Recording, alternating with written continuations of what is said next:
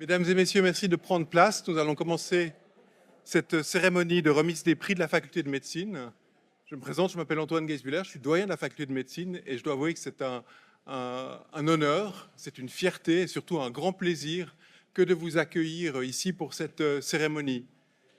Mesdames et messieurs, les lauréates et les lauréats, vos familles, les professeurs et professeurs qui vous encadrent, les représentantes et représentants des fondations et des institutions qui octroient ces prix. Je suis très heureux, comme je le disais, très fier de célébrer aujourd'hui l'envie, l'énergie, l'engagement, l'innovation, la persévérance, l'excellence qui amènent les lauréates et les lauréats à recevoir aujourd'hui un prix de la faculté de médecine. Félicitations à vous toutes et tous. Félicitations aussi à vos enseignantes et enseignants, vos professeurs qui vous ont encadrés, sur qui rejaillit l'honneur de ces prix. Quoi de plus stimulant, quoi de plus comment dire, gratifiant pour un professeur ou une professeure de voir ses élèves récompensés de prix. Je crois que c'est une des choses importantes dans notre mission de transmission, non seulement des connaissances, non seulement des compétences, non seulement du savoir-être, mais aussi de cette belle énergie, de cette envie de faire progresser les connaissances, de faire progresser la science. Et c'est ça que nous allons célébrer aujourd'hui. Donc bienvenue à vous toutes et tous.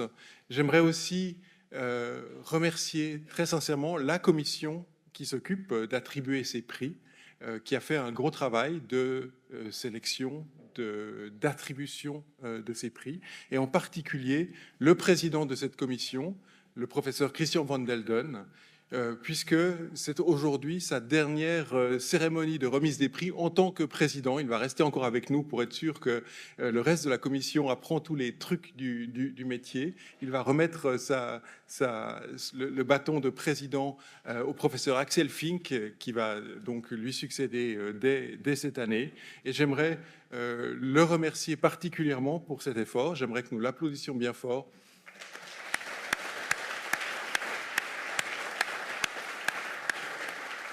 Merci Antoine pour ces gentilles paroles. Alors, bonjour tout le monde, chères lauréates, chers lauréats, chers membres des fondations donatrices et des commissions d'évaluation. La cérémonie des prix de la faculté de médecine, c'est chaque année une occasion de célébration, de rencontre avec les membres de la faculté, les lauréats, les lauréates, les familles, et puis bien sûr les membres aussi des fondations donatrices et des différentes commissions. C'est un grand plaisir pour moi et un honneur de présider encore une fois aujourd'hui en 2024 en présentiel cette commission, de pouvoir vous rencontrer. On se rappelle des années sombres où c'était via Zoom parce que nous étions gênés par le Covid. Comme les années précédentes, la commission des prix a été vraiment marquée par la qualité et la diversité des travaux qui lui ont été soumis, et ceci tant en médecine humaine qu'en médecine dentaire. Il s'agit de nombreux prix. Il y a des travaux de thèse, MD, MD-PhD, PhD, des privats de sang, des publications exceptionnelles, mais également des travaux de master, des rapports d'immersion en médecine communautaire, ainsi que des rapports de stage en médecine de famille et de l'enfance. Je tiens à remercier le décanat, ainsi que les fondations donatrices qui nous permettent de récompenser les meilleurs travaux issus de notre institution par ces nombreux prix. Un total de 21 travaux a été soumis cette année pour des prix. Ma commission en a évalué 11 relatant de la médecine humaine, le reste ayant été évalué par d'autres commissions. Je tiens à remercier les membres de ma commission, à savoir les professeurs Eckerlé, Eret, Fink, Holtmat, Hugues, Rigini, Triponnet, Klein et Ponté, pour l'excellence de leur évaluation et le temps accordé à cette commission. La commission des prix a le plaisir cette année de pouvoir attribuer les prix de la meilleure thèse, les prix Fernand Tissot, Dambert Pinard, Rioton, Étienne Gorju et Gustave Imbert. Vous voyez que la liste est longue, ce qui fait que le timing est serré pour cet après-midi. Nous avons également cette année le plaisir de pouvoir attribuer le prix GSV de l'association Genève Sciences de la Vie, que nous remercions chaleureusement pour son soutien. Elle récompense la meilleure thèse en recherche translationnelle. La commission des privadocents et MER a attribué le prix Bizot, alors que des jurys extérieurs ont évalué l'attribution des prix Arditi, Alex Muller, Jean Thuat et 3R. Il faut avouer que, vu l'excellence des travaux soumis, le choix n'est pas toujours facile et aisé pour les commissions, et je tiens à féliciter chaleureusement les lauréates et lauréats pour les prix obtenus. Cette cérémonie sera enregistrée et vous pourrez donc la retrouver sur la page web de la faculté de médecine. Alors, cette année, on change un petit peu le programme de la cérémonie. Nous allons commencer cette fois-ci par les prix des étudiantes et étudiants en médecine, puis nous suivrons par les prix en médecine dentaire et nous finirons par les prix de médecine fondamentale et clinique. Après la remise des prix, j'invite tout le monde, d'abord pour des photos, tant ici en bas de l'auditoire qu'à l'extérieur, ainsi qu'un apéritif devant l'auditoire. Les prix des étudiantes et des étudiants en médecine sont donnés pour les travaux de master en médecine humaine. Ils sont attribués par un jury composé des membres du bureau de la commission d'enseignement et du bureau du comité master. Les meilleurs rapports d'immersion en médecine communautaire et de stage en médecine de famille et de l'enfance sont attribués par les jurys respectifs. Et j'invite donc tout d'abord le professeur François Herman, puis le professeur Yves Jackson et le docteur Gaspard Ebicher pour distribuer ces prix. Merci beaucoup et bel après-midi.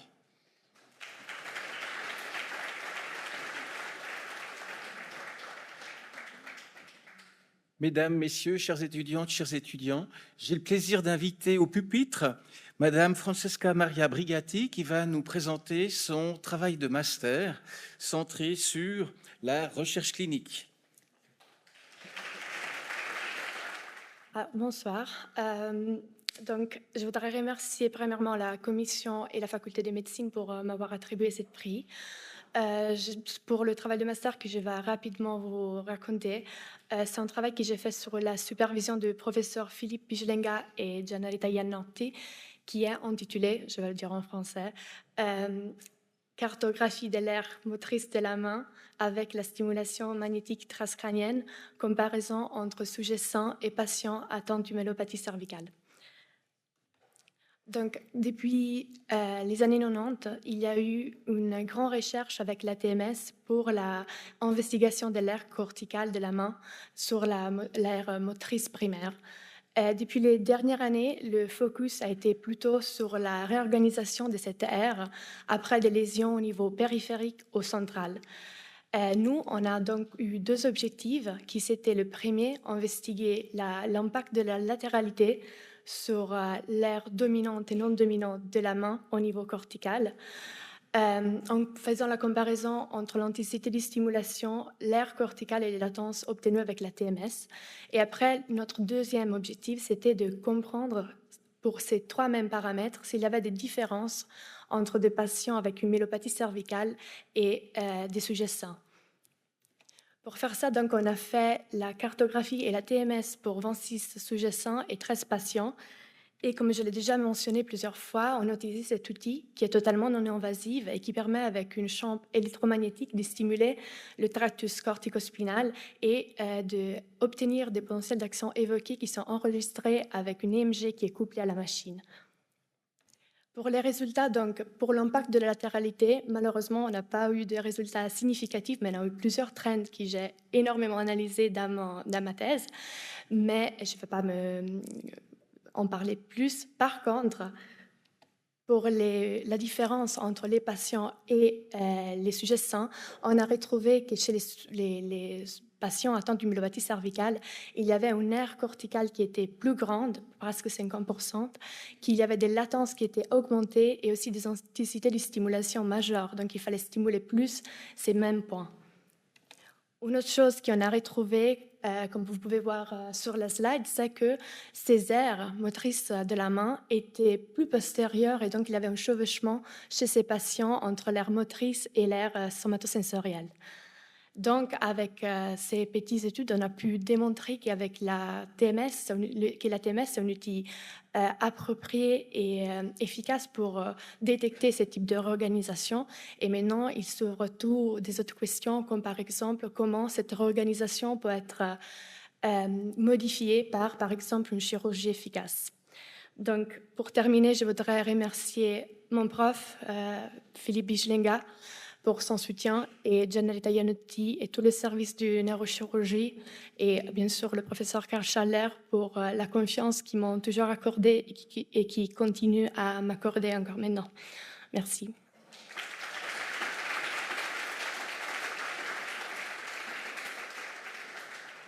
La faculté de médecine, je vous félicite et je vous remets ce prix avec toutes mes félicitations.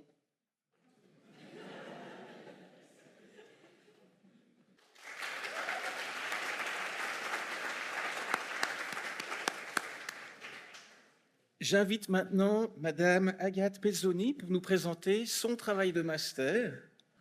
Bonjour à tous. Alors, je tiens à remercier la faculté et la commission pour cette opportunité et aussi le professeur Zaidi et toute son équipe pour m'avoir soutenu dans ce projet.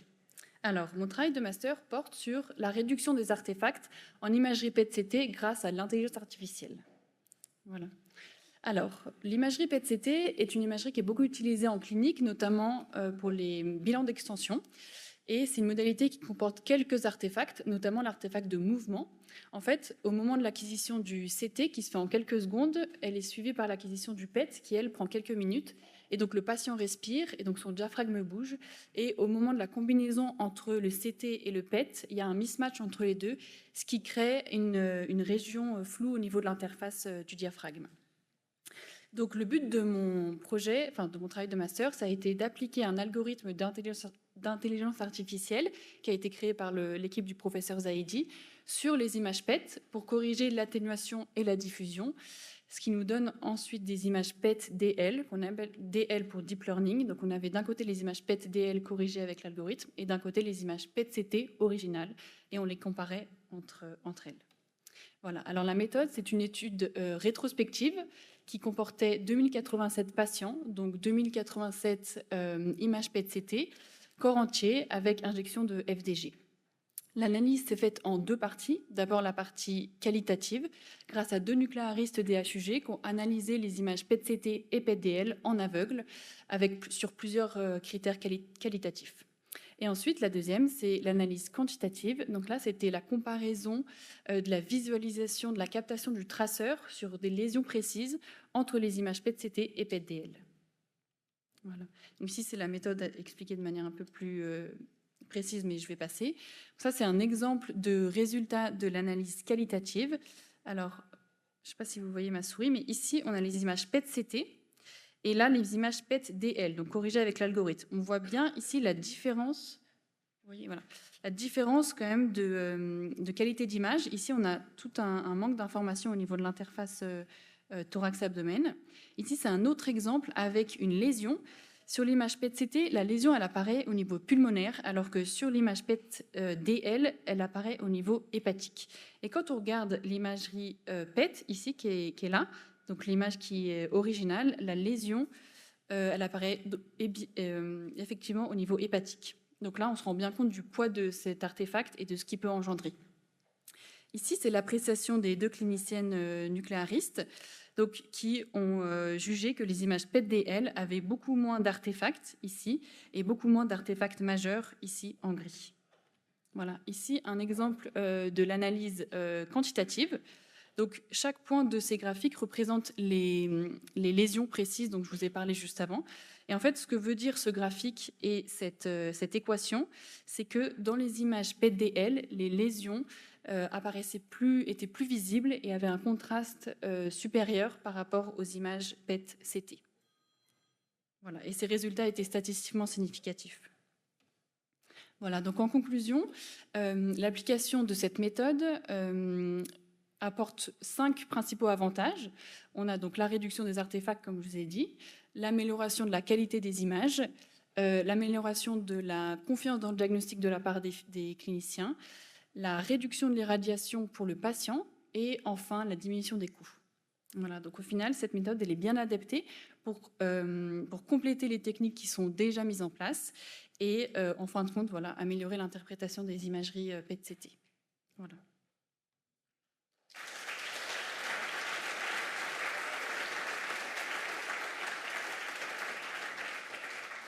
Félicitations pour ce travail remarquable qui reçoit la mention recherche fondamentale, mais les retombées cliniques sont évidentes.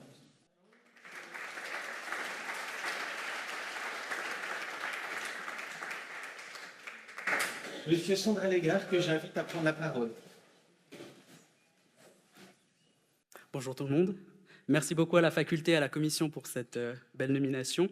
Je vais vous présenter mon travail de master qui porte sur l'utilisation de la réalité augmentée / réalité mixte dans l'enseignement de la neuroanatomie comparé aux cours ex cathedra. Donc ce travail a conduit à une publication, ma première publication, en janvier dernier, que je vous invite bien entendu à aller feuilleter. Donc, la réalité mixte, c'est la superposition d'objets virtuels dans notre environnement. Et ça nous permet de pouvoir interagir avec ces objets virtuels. Nous avons recruté 90 étudiants de la faculté, randomisé ces étudiants dans 2 groupes, créé des cours de neuroanatomie, donc un portant sur les fibres blanches et un autre portant sur l'anatomie des artères du cerveau, déclinés en 2 formats différents, ex cathedra et réalité mixte. Le groupe A a eu la réalité mixte sur le cours vasculaire, et le cours ex cathedra sur les fibres blanches, alors que le groupe B a eu les mêmes cours, mais dans les formats inverses. Pour tester la connaissance des étudiants, on leur a soumis des QCM avant chaque cours et après chaque cours pour évaluer l'évolution des performances, l'évolution des connaissances. Donc ici, vous avez des images de nos beaux étudiants utilisant la réalité mixte. Et concernant les résultats, donc en résumé, avant les cours, on voit qu'il n'y a pas de différence parmi les groupes, ce qui veut dire que les groupes sont comparables. Et après, nous voyons des différences significatives parlant en faveur de la réalité mixte pour l'enseignement de la neuroanatomie. Ce bénéfice va jusqu'à 21% pour le cours vasculaire. Ainsi que la motivation, qui est significativement augmentée pour les groupes de réalité mixte. En conclusion, les étudiants prennent plus de plaisir et obtiennent de meilleures performances en utilisant la réalité mixte pour apprendre la neuroanatomie comparée aux cours traditionnels ex cathedra. Donc voici quelques événements qui s'est passé durant l'année dernière. Donc j'ai pu présenter à l'INS de Barcelone, faire une démo à Paris et encore d'autres présentations à Genève aussi. Et bien entendu, un grand merci à mes mentors, le professeur Bijlenga, le docteur Emerli, pour leur mentorat et évidemment pour leur direction. Et un grand merci au reste de l'équipe qui m'a énormément soutenu pendant ce travail. Merci beaucoup.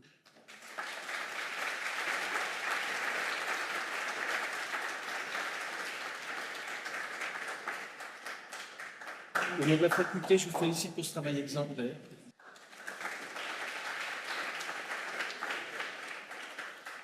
Mesdames et messieurs, j'ai le plaisir d'enchaîner maintenant avec les prix pour les étudiants de 3e année bachelor en lien avec l'unité d'enseignement immersion en médecine communautaire qui a pour but de permettre aux étudiants de quitter les bancs de la faculté ou des studios de réalité virtuelle pour aller s'immerger dans la communauté et explorer une thématique de santé qui leur tient à cœur. Et j'ai le grand plaisir de remettre 2 prix.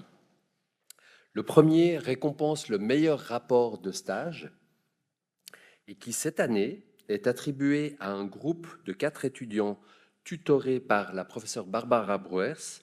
Il s'agit de M. Namou Baé, Samuel Donovan, Samuel Gourari et Nourgeldi Imantayev pour leur travail consacré aux barrières d'accès aux soins des travailleuses du sexe à Genève. Bienvenue. Bonjour. Alors oui, notre travail c'était sur les barrières d'accès aux soins pour les travailleuses de sexe à Genève. Je vous conseille vivement à le lire. On a le QR code ici. C'est aussi publié sur le site d'Aspasie et je crois que le site de l'université. En tout cas, on aimerait remercier la faculté pour avoir donné ce prix à nous et à professeur Barbara Brouers pour avoir nous accompagnés tout le long de ce projet. Et maintenant, on aimerait partager peut-être quelques points que ce projet nous a apportés. Je vais juste commencer. Alors, pour moi, comme quelque chose que j'ai appris, c'est que notamment dans le contexte des travailleuses de sexe, chaque personne a un parcours et une situation très différente qui nécessite des approches biopsychosociales individualisées. Je passe la parole. Parfait, merci. Alors moi, j'ai appris qu'il faut se confronter soi-même à la réalité du terrain, explorer soi-même le vécu des patients. Bonjour à tous. Donc voilà, pour ma part, ce que le travail m'a vraiment apporté, c'est de voir à quel point la barrière de la langue elle est importante dans notre futur métier. Et puis ça nous a aussi permis d'apprendre à aborder des populations vulnérables. Et par exemple, on nous a dit que ça serait très compliqué au final d'aller directement au contact des travailleuses du sexe dans Genève, parce que voilà, c'est une population vulnérable qui est souvent assez cachée. Et en plus, très souvent, elles ne parlent pas notre langue, enfin pas le français. Donc on a rencontré beaucoup de travailleuses du sexe qui parlaient que le roumain, le hongrois ou par exemple l'espagnol. Donc voilà, on a dû trouver un petit peu des outils pour pouvoir remédier à ça. Et puis au final, on a pu intégrer dans l'étude 69 travailleuses du sexe. Donc voilà, vous pouvez, comme mon collègue a dit, vous pouvez aller voir le rapport si vous êtes intéressé.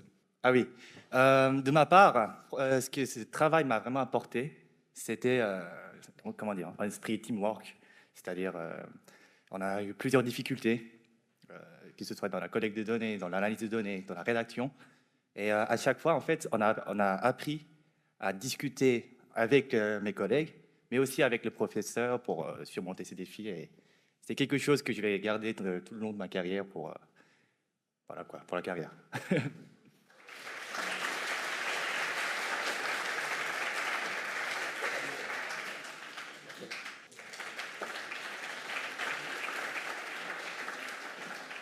Et pour le deuxième prix, je me fais en fait le porte-parole de l'actuel volet de Bachelor 3 qui a remis le prix de la meilleure présentation orale aux étudiants de la volée précédente qui sont venus présenter leurs travaux aux nouveaux venus. Et ce travail remis à Nicolas Alexander Alogogiannis, Nadim Khalidi, Jad Khalidi, Lucie Lee et Noémie Nedelec pour leur travail « Impact du vapotage à Genève de l'addiction à l'environnement » et soutenu par Caroline Sammer. J'invite les étudiantes et étudiants à venir le présenter au public. Alors, bonjour à toutes et à tous, merci d'être présents. Tout d'abord, je tiens à remercier la professeure Sammer, professeur Auer, le professeur Humer, sans qui la qualité de notre travail n'aurait pu être atteinte. Et bien évidemment, merci à Monsieur Jackson ainsi qu'à tout le comité d'IMC, dont l'investissement a vraiment été remarquable.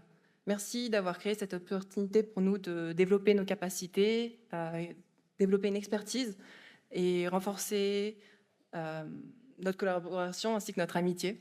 Donc merci beaucoup. Puis je laisse la parole à mon collègue. Oui, alors moi je vais juste vous expliquer juste rapidement ce qu'on a pu faire. Alors déjà, pourquoi le sujet? C'est parce que le tabac, c'est un sujet qui est très fréquent. On sait très bien pourquoi le tabac, c'est pas bien pour la santé, etc. Mais il y a cette nouvelle mode des vapoteuses qui est venue. Et nous, on s'est dit, pourquoi pas s'intéresser à ça?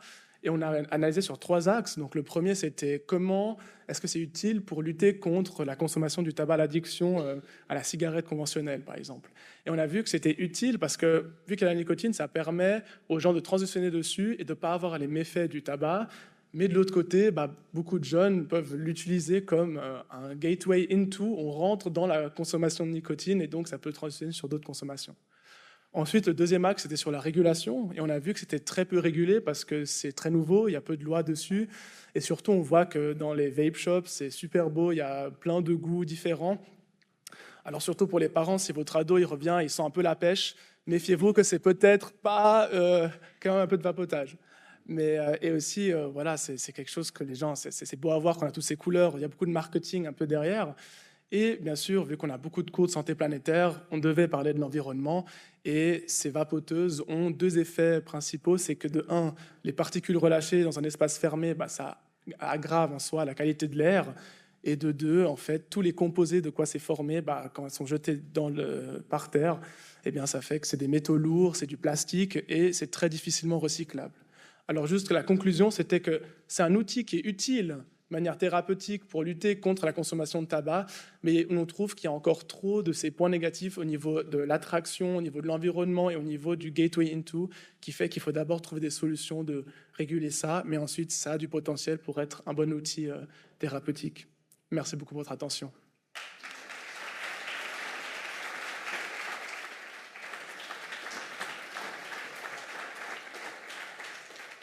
Bonsoir, je m'appelle donc le Dr Gaspard Bichère, je présente le prix des meilleures études de cas en médecine de famille et de l'enfance, et donc je vais peut-être vous planter le décor de ce prix, puisqu'il s'agit en fait de la première expérience clinique des étudiantes et des étudiants en médecine en deuxième année, où ils vont passer quelques demi-journées de stage dans un cabinet de médecine de famille, soit généraliste, soit pédiatre, et au terme de cette expérience clinique, ils doivent produire un travail écrit. Depuis de nombreuses années, c'est sous la forme d'un rapport de stage. Et depuis cette année, on a fait un petit peu évoluer ce travail sous la forme d'une étude de cas, un case report en bon français. Et l'idée, c'était d'introduire ainsi les étudiantes et les étudiants au code de la rédaction scientifique, à ses contraintes, à ses exigences. Alors le défi était assez important du fait de cette nouveauté pour les enseignants et pour les étudiants. Et dans ce contexte, fournir un travail de la qualité de ceux qui nous ont été proposés était un bel exploit. Alors, c'est les 3 meilleurs travaux qui nous ont été soumis cette année qui se voient décerner ce prix aujourd'hui. Et c'est moi qui ai le privilège de vous les présenter, vu qu'elles n'ont pas l'occasion de prendre directement la parole, faute de temps. Alors, je vais vous donner en quelques mots les raisons du choix, et vous les présenter par ordre alphabétique. Alors, je vais commencer par Maëlle Begnaud, tout d'abord, qui nous a présenté une étude de cas articulée autour du suicide assisté chez les personnes âgées dépressives. Et cet excellent travail a su analyser avec beaucoup de finesse une thématique éthique complexe, parfaitement contextualisée au cadre ambulatoire et gériatrique. Donc bravo à elle, on peut l'applaudir.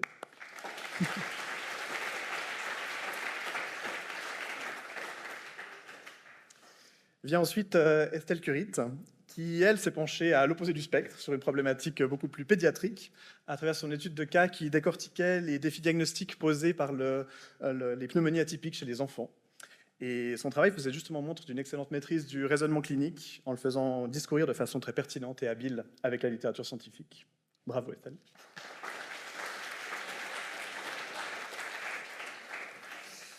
Et enfin, Emma Stefanski, qui a de son côté saisi l'opportunité offerte depuis quelques années seulement de réaliser un travail sur un mode plus libre, puisqu'elle nous a proposé une bande dessinée futuriste, brillante à plusieurs aspects par la qualité artistique de son travail, mais aussi par la façon avec laquelle elle a réussi à intégrer un contenu scientifique très complet autour de la prise en charge des infections urinaires chez l'homme.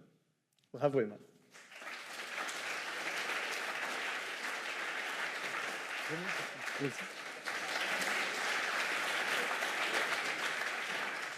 Voilà, merci beaucoup. Vous voyez à quel point c'est riche à l'intérieur de notre institution, et ça depuis les débuts, donc je crois qu'on peut vraiment être fiers et féliciter nos lauréats et lauréates.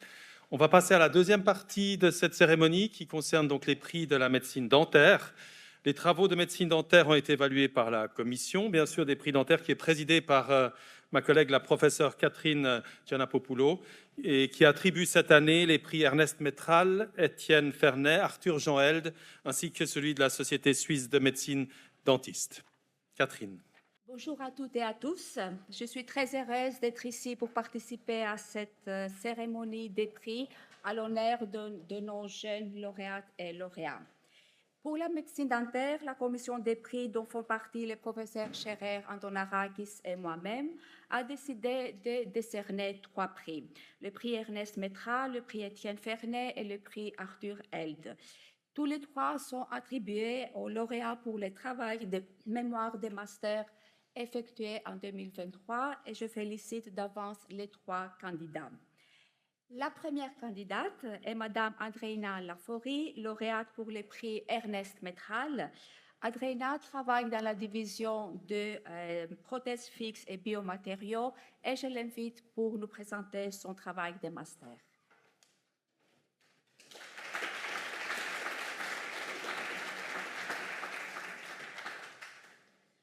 Bonjour à tous et à toutes. Je tiens à remercier en fait la commission de m'avoir donné l'honneur de pouvoir vous présenter un de nos projets de recherche de la division des prothèses fixes et biomatériaux, ainsi que mérité ce prix Ernst Metral 2023 de la Faculté de médecine. En fait, le projet que je vais vous présenter, c'est le projet de recherche de ma thèse de master, et c'était déjà publié et était titré « Influence of a Sterilization Protocol on the Retention Forces of Lithium Disilicate and Polymer Infiltrated Ceramic Network Crowns Bonded to Titanium-Based Abutments ». En fait, c'est la première étude in vitro avec le but d'évaluer l'effet d'un protocole de stérilisation sur les forces d'arrachement, donc sur les forces d'adhésion et de décollement maximal de couronnes en céramique, en particulier de lithium disilicate and polymer infiltrated ceramic networks, aussi connus comme PICN, des couronnes collées sur des piliers prothétiques en titane, aussi connus comme base titane ou T-base. Pour venir au matériel méthode, en fait, on a commencé avec un flux complètement digital, numérique, pour usiner 80 couronnes depuis des blocs de céramique en lithium disilicate et PICN. Et on a procédé avec le scellement de ces couronnes à leur base titane avec deux types différents de ciments à base résine. Après, la moitié des échantillons étaient soumis à un processus de stérilisation standard avec une machine d'autoclave de type B. Et on a procédé avec le test d'arrachement, donc de décollement complet des couronnes depuis leur base titane avec une machine universelle appelée pull-off test machine.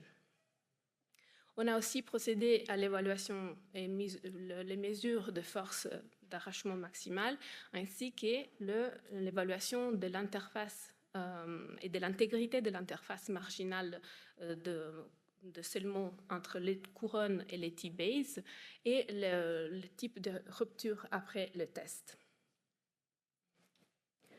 Pour venir au résultat, on a pu voir que les échantillons soumis à un protocole de stérilisation, donc les échantillons test, ont montré des forces d'arrachement maximales plus élevées que les échantillons contrôle, et cette différence était statistiquement significative. En plus, on a pu observer aussi une différence statistiquement significative pour ce qui concerne l'intégrité de l'interface marginale entre la couronne et les T-base observée au microscope. Par contre, on n'a pas observé une différence statistiquement significative pour ce qui concerne les modes de rupture. En conclusion, ce qu'on peut affirmer, c'est que la stérilisation peut avoir un effet bénéfique sur les forces d'adhésion. Et dans ces cas-là, dans les forces d'adhésion et donc d'arrachement maximal des couronnes sur leur base titane. Et on peut aussi affirmer que, par contre, la stérilisation peut avoir un effet sur la rhéologie des matériaux utilisés, en particulier sur les ciments à base résine qu'on a utilisés, et influencer leur comportement de liaison entre les deux céramiques et la base titane. Je tiens à remercier, c'est un travail d'équipe, je tiens à remercier d'abord mon co-directeur Joao Pita, toute l'équipe de Genève, mais surtout ma mentor, la professeure Irena Seiler, pour le soutien et la confiance depuis ces années. Merci beaucoup.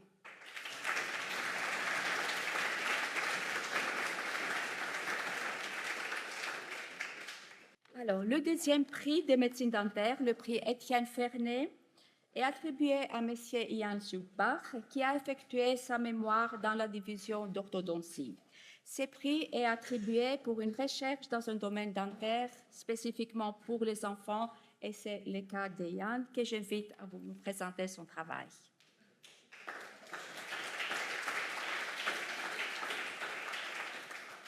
Bonsoir à tous. Merci tout d'abord à la faculté pour le privilège de vous présenter ma recherche aujourd'hui que nous avons fait à la division d'orthodontie juste à côté à la CUMD.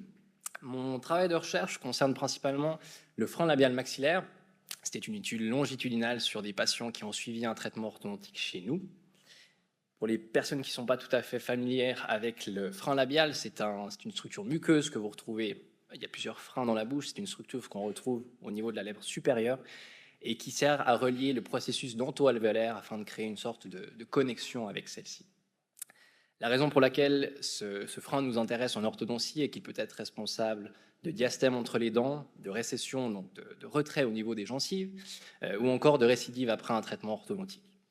Une des raisons pour laquelle nous avons voulu faire cette étude est que beaucoup d'études ont été par le passé faites de manière cross-sectionnelle et nous souhaitions voir sur des patients de manière longitudinale comment est-ce que l'insertion du frein pouvait changer au fur et à mesure des années.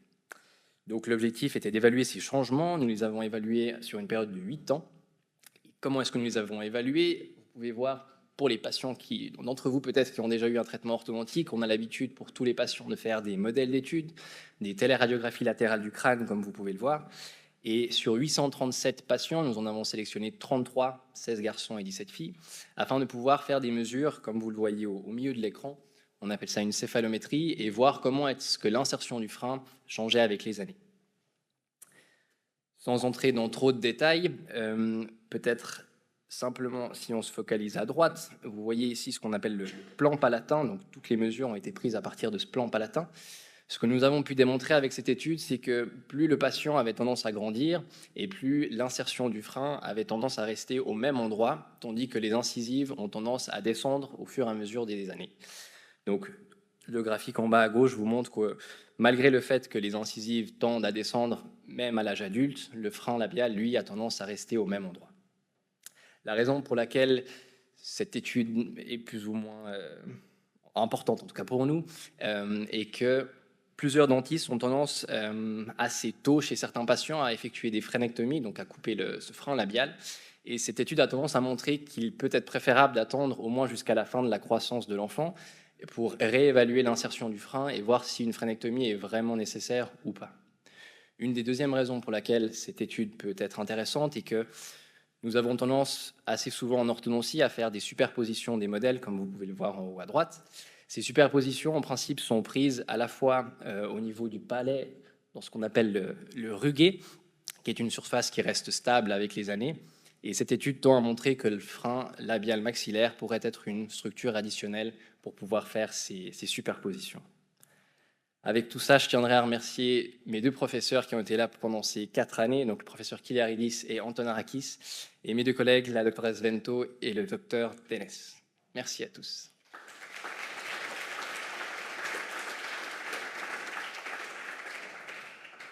Le 3e prix, Arthur Held, est décerné à M. Alexandre Loumet, qui travaille dans la division des médecines dentaires régénératives et de parodontologie. Il fait sa spécialisation et je l'invite à nous présenter ses travaux. Merci. Donc, tout d'abord, je souhaite remercier Catherine pour son soutien et sa force mentale pour me supporter ces 3 dernières années. Donc, cet article qui a été fait en collaboration avec la clinique Buschinger-Vielmi à Überlingen, est un article. Le but de cet article, c'est en fait de déterminer l'impact d'un jeûne long terme sur la litose, sur certains marqueurs inflammatoires et aussi sur le microbiote salivaire et la composition et la diversité de ce microbiote-là. Donc, en fait, finalement, on a recruté 36 patients qui étaient sains systémiquement parlant. Et ces patients étaient soumis à un jeûne longue durée, donc plus ou moins 10 jours. Alors pendant les 10 jours, ils mangeaient, mais très très peu. Ils étaient soumis à une diète avec des collations. Et plus ou moins de façon quotidienne, ils avaient 250 calories. Quasiment rien, c'était des bouillons avec du miel. Donc au début de ce jeûne-là, on a réalisé donc un examen parodontal qui est un sondage pour vraiment déterminer si le patient et sain parodontalement parlant. Le patient était aussi évalué pour son halitose, donc avec cette machine-là que vous voyez en bas à droite, qui est une machine qui fonctionne par chromatographie et qui permet donc de détecter certains composés de sulfure qui sont responsables de l'halitose. Et ensuite, on avait aussi donc des prélèvements de fluide gingival et de salive pour déterminer donc la présence ou l'augmentation ou diminution de certains marqueurs inflammatoires et aussi de certains changements au niveau du microbiote oral. Donc, comme je vous ai dit, plus ou moins les patients jeûnaient pendant 10 jours. Ils avaient une préparation alimentaire avant le jeûne qui était plus ou moins de 24 heures.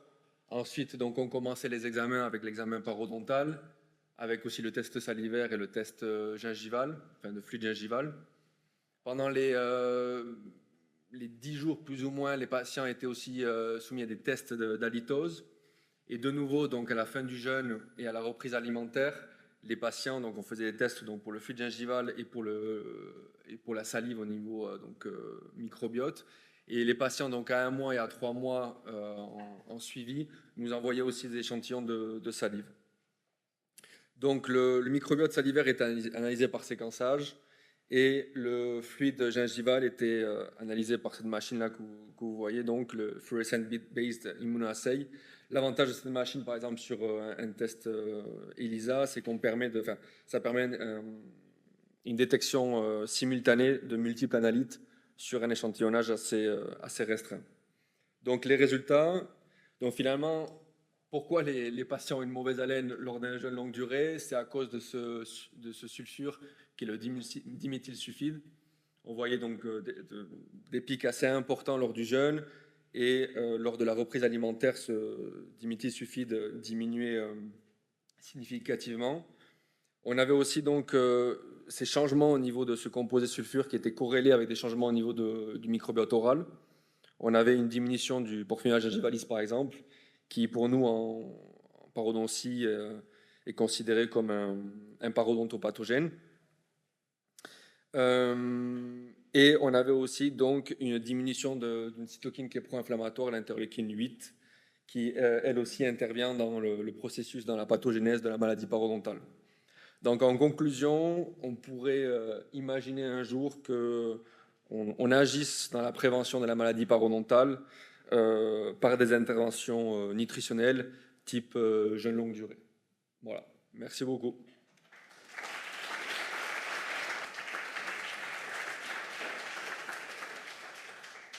Bonjour à toutes et à tous. Je suis ici en tant que président de la section genevoise de la SSO, qui est la fêtière des médecins dentistes suisses. Et nous décernons un prix chaque année, et ce prix, cette fois-ci, est un petit peu coupable pour une certaine rupture de style de cet après-midi. Il ne concerne pas un travail scientifique accompli ou publié, mais il va plutôt dans la direction des valeurs humaines. Et c'est pour ça que je suis particulièrement fier de pouvoir aller dans cette direction-là. Bien évidemment, la Société suisse des médecins dentistes n'a pas fait une analyse de caractère des étudiants master 1 en médecine dentaire, mais nous leur avons posé la question de désigner une candidate ou un candidat parmi eux qui semble être particulièrement méritant dans ce sens-là. Et ils l'ont fait, et ils ont choisi M. Saad Kobe ici, et je cite, car il recommence ses études alors qu'il était déjà diplômé au Liban. Malgré tout, il reste très passionné et surtout, il aide beaucoup tout le monde dans sa classe et est toujours disponible pour partager ses connaissances. Saad Kobe ici. Bienvenue et félicitations.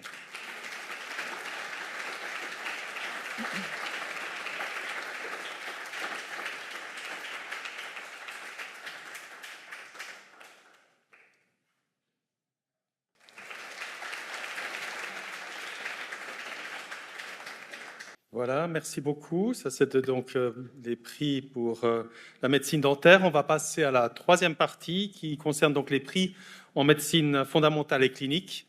Et le premier prix qui va être distribué, c'est le prix Rioton. Et j'invite la professeure Stéphanie Hugues pour la distribution. Merci Stéphanie. Bonsoir, c'est un plaisir de présenter la lauréate du prix Rioton qui récompense un travail relié aux méthodes d'analyse médicale.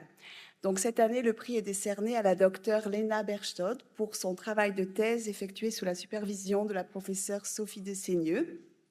Et dans un contexte de transplantation rénale qui nécessite un suivi fréquent et régulier, le travail de Lena a permis de développer un outil non invasif, l'IRM de diffusion, qui permet non seulement de suivre, mais aussi de prédire la fibrose rénale. Donc, félicitations et j'invite Lena à présenter son travail.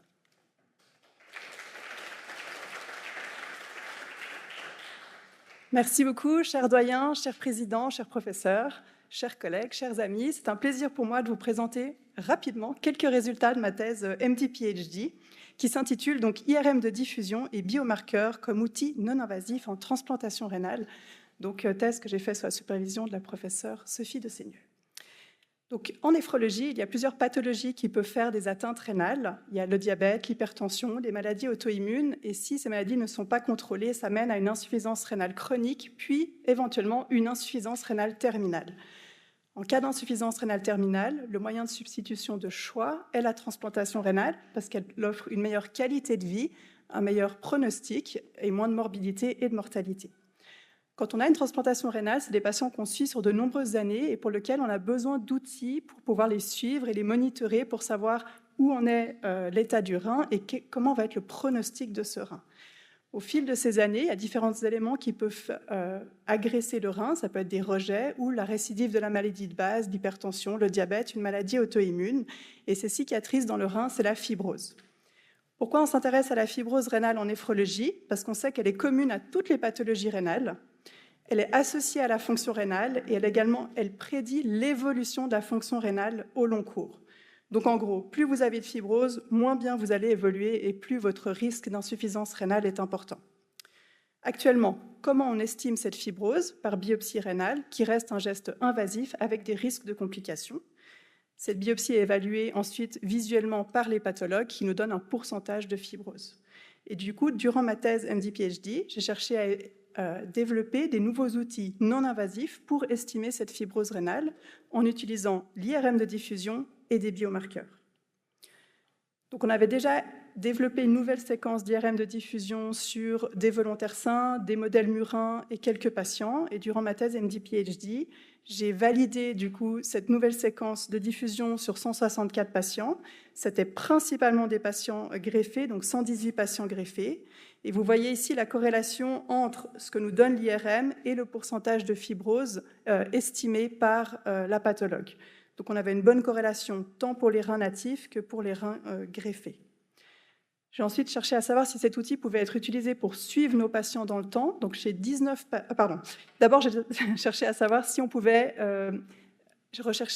déterminer quel patient avait une fibrose très étendue, donc plus de 50%.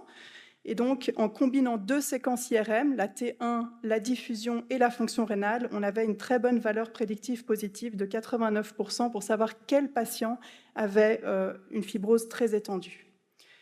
Ensuite, est-ce qu'on peut utiliser cet outil pour suivre nos patients? Donc, chez 19 patients, ils ont eu 2 IRM à 2 ans d'écart et également 2 biopsies pour voir l'évolution.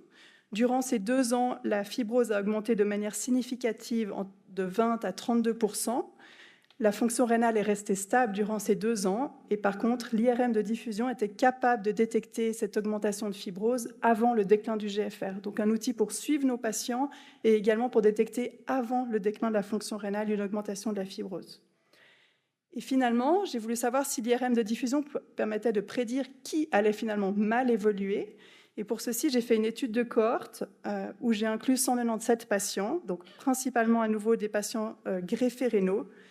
La même semaine, ils ont eu une IRM et une biopsie, et je les ai suivis durant 5 ans.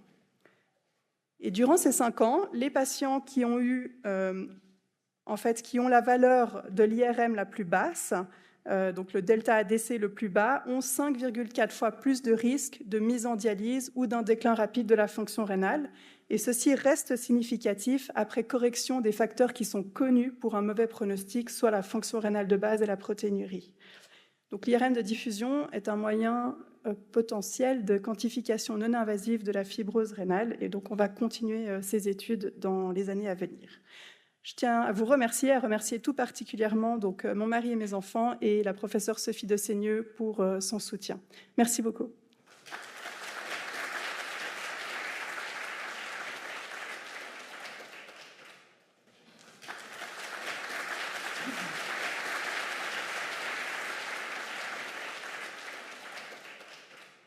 Voilà, on a un petit changement de programme parce que le lauréat du prochain prix, en fait, a un petit peu de retard.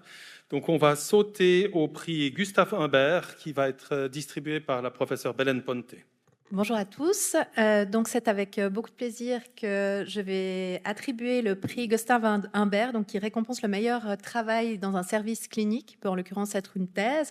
Et il s'agit de la thèse de MD du docteur Chebani, donc en neurosciences, supervisé par le professeur Viemio et le professeur Kleinschmidt. Alors je m'aide pour le titre parce que évidemment en neurologie c'est jamais simple. Déchiffrer l'épilepsie grâce à l'analyse électrophysiologique du sommeil. Voilà, donc je vous laisse la parole avec plaisir.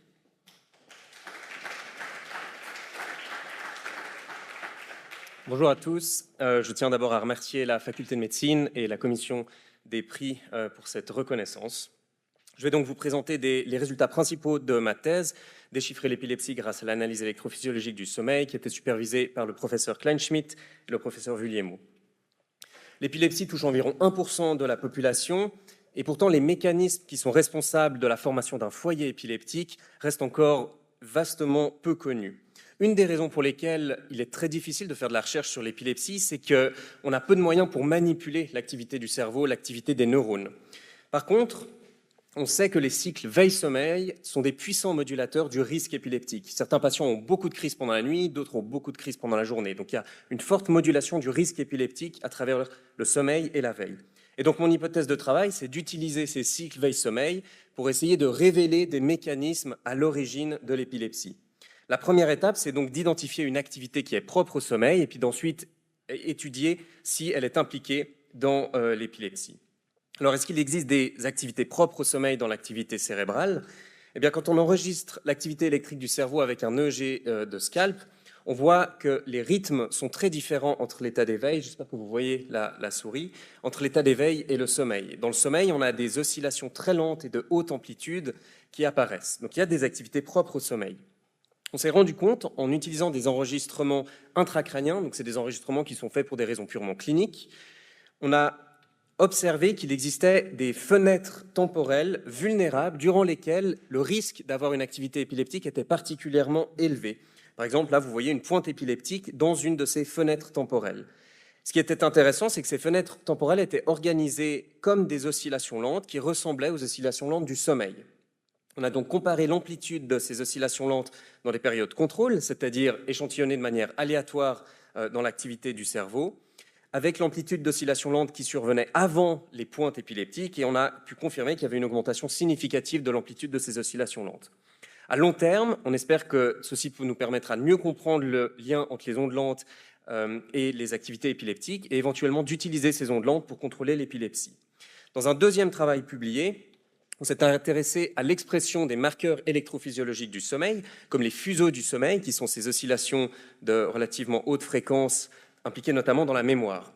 Et puis on a recruté des patients qui souffraient d'une épilepsie dans l'hémisphère gauche et d'autres dans l'hémisphère droit, et on a observé où ces marqueurs du sommeil étaient exprimés. Et on s'est rendu compte, par exemple, pour les fuseaux du sommeil, qu'il y avait une nette asymétrie dans l'expression de ces marqueurs électrophysiologiques du sommeil. En l'occurrence, il y avait beaucoup plus de fuseaux du côté non épileptique que du côté épileptique. Ce qui était particulièrement fascinant, c'est que en prenant un groupe de patients qui souffraient d'une épilepsie gauche et un groupe de patients qui souffraient d'une épilepsie droite, et en utilisant uniquement les informations des marqueurs du sommeil, indépendamment de l'activité épileptique, on a réussi à classifier les patients qui souffraient d'une épilepsie gauche ou d'une épilepsie droite. Évidemment que si on les classifiait par chance, c'était comme tirer à pile ou face, on classifiait environ 50% des patients. Et si on ajoutait l'information du sommeil, on arrivait à classifier environ 65% des patients, ce qui était au-dessus de la chance. Donc il existe dans le sommeil une signature de l'activité épileptique. Grâce à ces travaux qui étaient donc soutenus par les HUG et par la faculté de médecine, j'ai eu la chance de poursuivre mon activité de recherche à UCL à Londres et j'espère sur le long terme pouvoir continuer à étudier le lien entre l'épilepsie et les cycles veille-sommeil ainsi qu'à améliorer la prise en charge du sommeil dans l'épilepsie.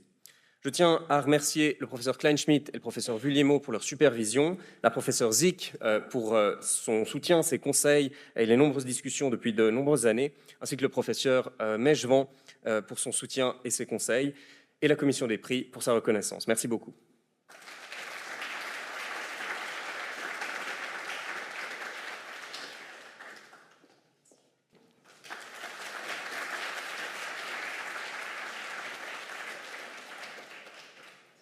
Alors en fait, toutes mes excuses, notre lauréat était bien dans la salle et assis juste à côté de moi en plus de ça, quelle honte. Donc, on a le plaisir cette fois-ci de distribuer le prix Étienne Gorju. Le prix Étienne Gorju est distribué chaque année pour un travail qui est en lien avec l'anatomopathologie. Et cette année, il est donc décerné au docteur Beat Mekli, que j'invite pour présenter son travail. Bonsoir, merci beaucoup pour cette introduction. Donc, je vais vous parler du lien du microbiote intestinal, l'obésité maternelle et le risque de développer un cancer du foie.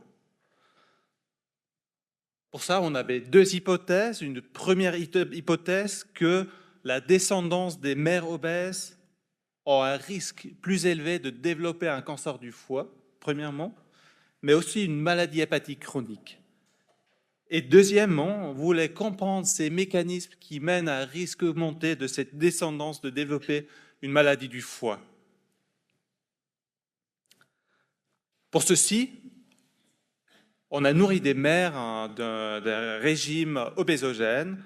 On a observé que le microbiote a été complètement altéré de ces mères et ce microbiote altéré était transmis à la descendance à la naissance. Malgré un régime normal, la descendance a conservé ce microbiote dysbiotique et ceci a mené à une inflammation hépatique plus augmentée, une fibrose qui était plus marquée dans le foie de la descendance malgré le régime normal. Et dernièrement, on a aussi pu observer une stéatose plus élevée. Tout ceci a mené à un risque de cancer du foie qui était plus élevé. J'aime juste vous montrer deux graphes pour illustrer un peu ces résultats. Donc, premièrement, on a observé que la diversité du microbiote était significativement plus basse dans la descendance des mères obèses. Et si on corrigeait le microbiote, ceci est redevenu normal. De l'autre côté, et peut-être plus important, on a observé que la descendance des mères obèses a un risque plus élevé de développer un cancer du foie. Et à nouveau, si on normalise le microbiote, on normalise aussi le risque de développer un cancer du foie. Voilà, donc c'était pour mon prix. Je vais remercier la commission pour leur travail, pour le prix. Aussi à mon superviseur de thèse, le professeur Tozo, et évidemment toute l'équipe qui a participé à ce travail.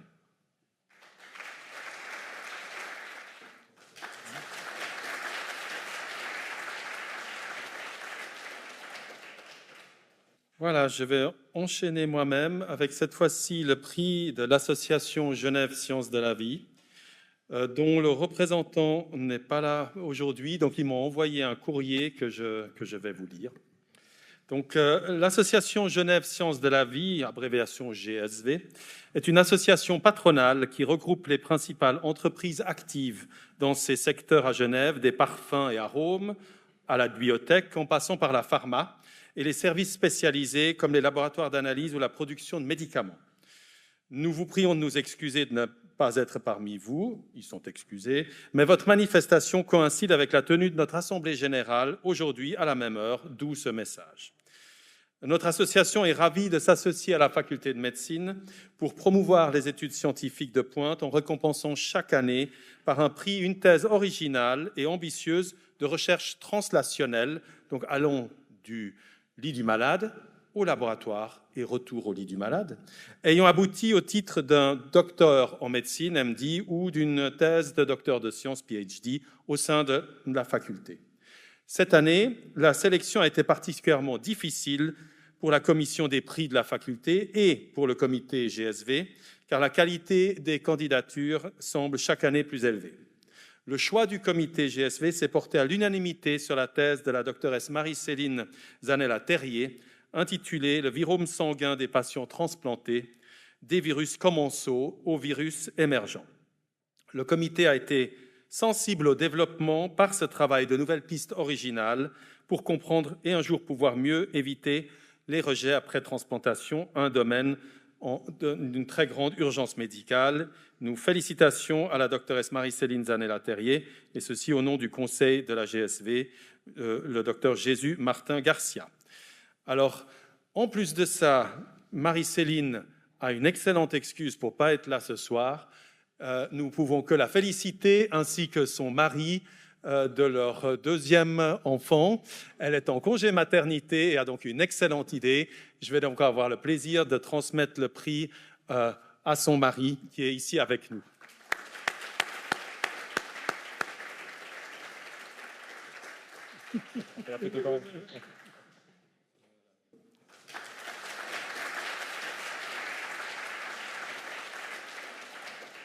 Félicitations.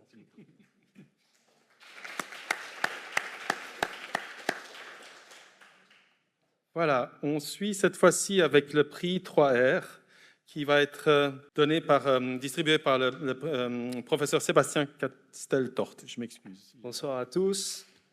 Merci beaucoup. Je viens à mon tour donc représenter le rectorat de l'université et la direction de l'expérimentation animale pour cette remise du prix 3R de l'Université de Genève. Donc ce prix en est à sa 9e édition et valorise une chercheuse ou un chercheur de l'université pour sa contribution au 3R.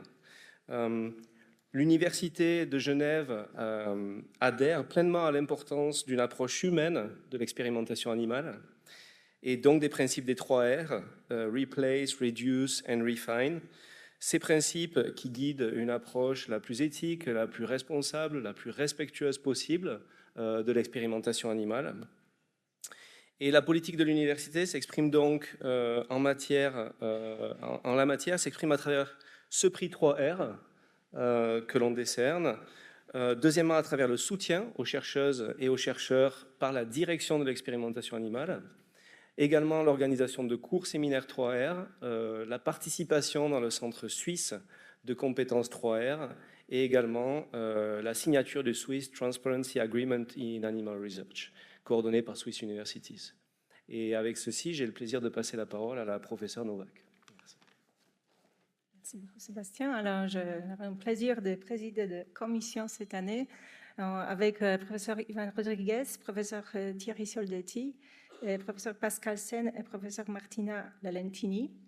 Et comme Sébastien disait, on a reçu plusieurs dossiers, mais on a regardé très spécifiquement sur comment les applicants regardaient sur la problématique, comment réduire le nombre des animaux utilisés, et comment raffiner les méthodologies utilisées pour minimaliser les contraintes et maximaliser les qualités des résultats, et finalement comment on peut remplacer les modèles animaux dès que c'est possible.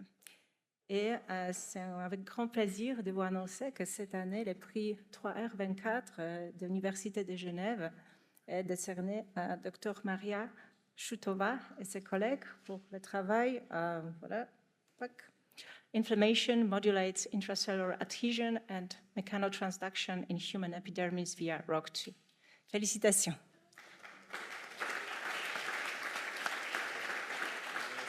Bonsoir et merci beaucoup. Si vous permettez, je présenterai en anglais. Thank you very much, everyone. Our lab is studying the mechanisms of skin inflammation and with specific interest in psoriasis, which still remains an underestimated problem in clinical medicine.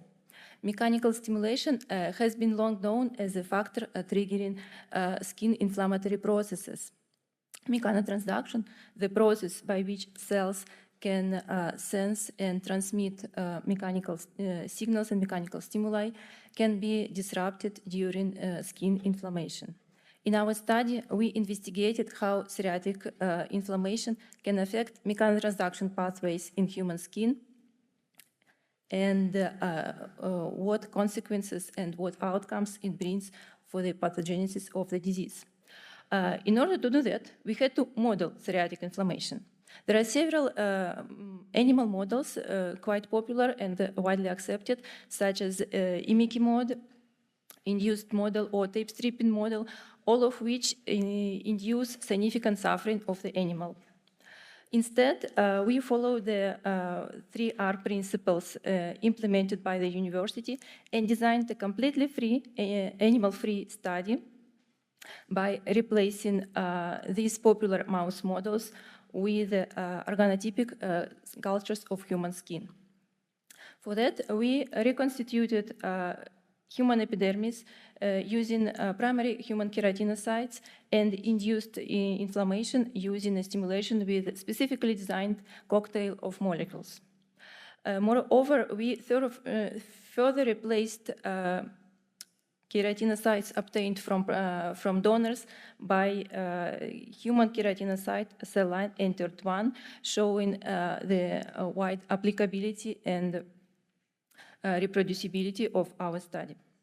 Using our model, we were able to show that psoriatic inflammation can induce activation of Rho-GTPase pathway in human epidermis, which leads to increased intracellular tension and decreased adhesion between the cells, as well as increased nuclear localization of mechanosensitive transcription coactivator YAP.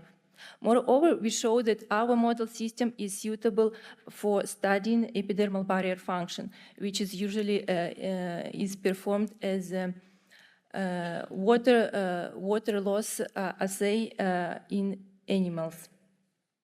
Moreover, we showed that these changes are largely dependent on the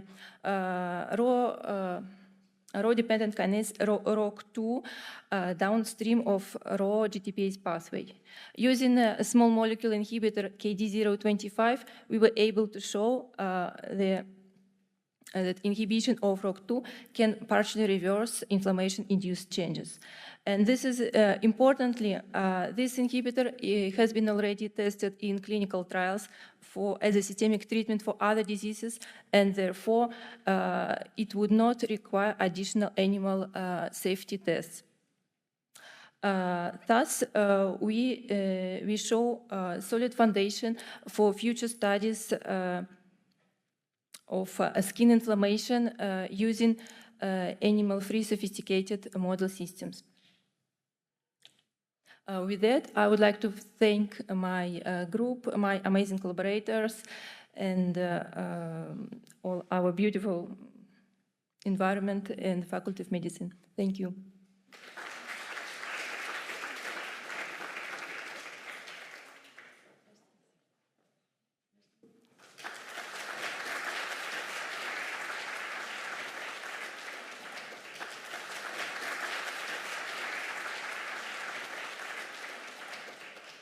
Voilà, le prochain prix sera le prix d'Ambert Pinard, qui va être distribué par la professeure Kimberly Klein. Bonsoir. J'ai le grand plaisir de remettre le prix d'Ambert Pinard à Dr. Marta Souza. Dr. Souza a réalisé sa thèse de doctorat sous la direction du professeur Michelangelo Foti et du Dr. Monica Georgieva dans le département de physiologie cellulaire et métabolisme sur le thème de la stéatose hépatique non alcoolique. Dr. Souza continue à travailler à un sujet similaire en tant que chercheur postdoctorat dans le même département. Félicitations. Merci. Je vais aussi présenter en anglais, si vous me permettez. Donc, thank you to the Commission and to the Faculty of Medicine for this prize. My PhD was focused on microRNAs in non-alcoholic fatty liver disease and hepatocellular carcinoma. I just want to highlight that non-alcoholic fatty liver disease is now known as metabolic dysfunction-associated steatotic liver disease, or MASLD for short, and this refers to a spectrum of hepatic pathologies that initiate with the development of hepatic steatosis, which is caused by the excessive accumulation of lipids in the liver and the development of insulin resistance.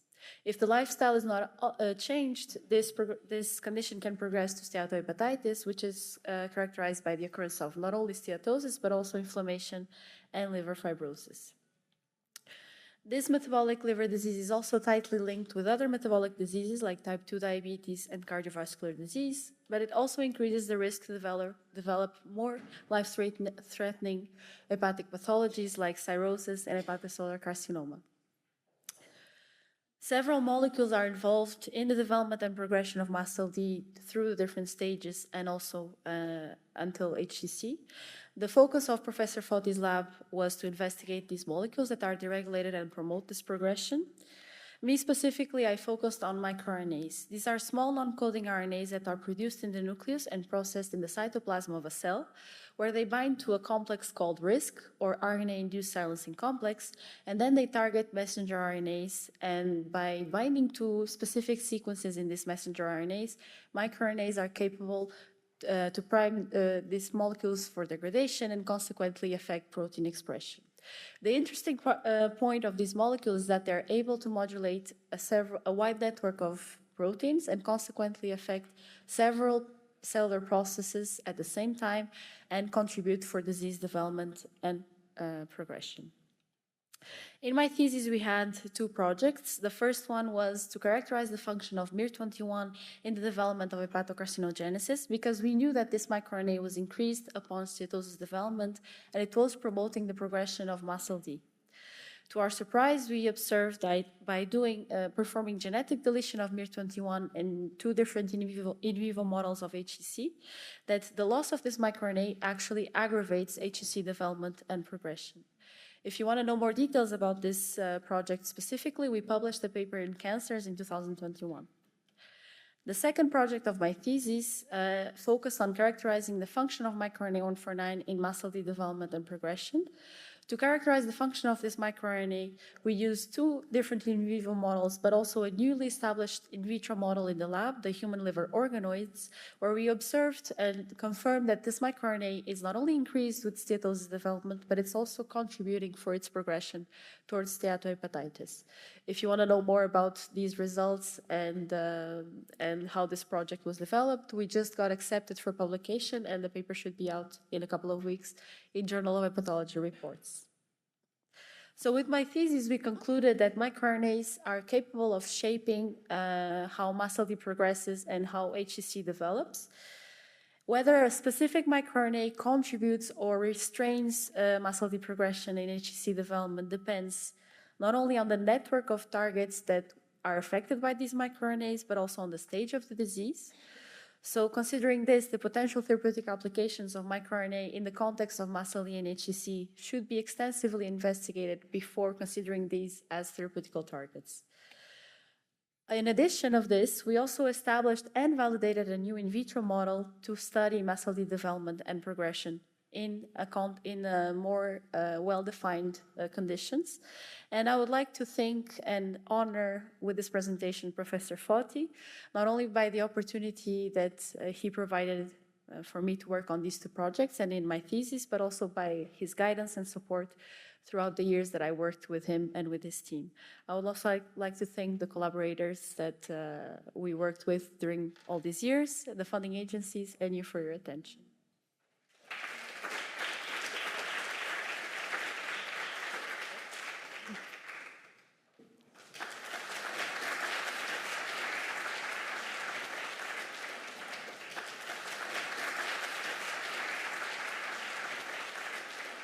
Merci beaucoup. Alors, le prochain prix est le prix Fernand Tissot et il sera présenté par le professeur Axel Fink. Voilà, bonsoir. J'ai le plaisir d'introduire la doctoresse Pfarrweiler qui donc reçoit le prix Tissot. Le prix Tissot est un prix qui récompense un travail dans la médecine générale, médecine de famille. Et votre thèse est intitulée « Encourager les étudiants en médecine à choisir une carrière de médecine de famille ». Et vous verrez, elle a donc fait un travail très original pour comprendre quelles sont les motivations et les facteurs et les concepts qui font qu'un étudiant choisit, par exemple, la médecine générale. À vous.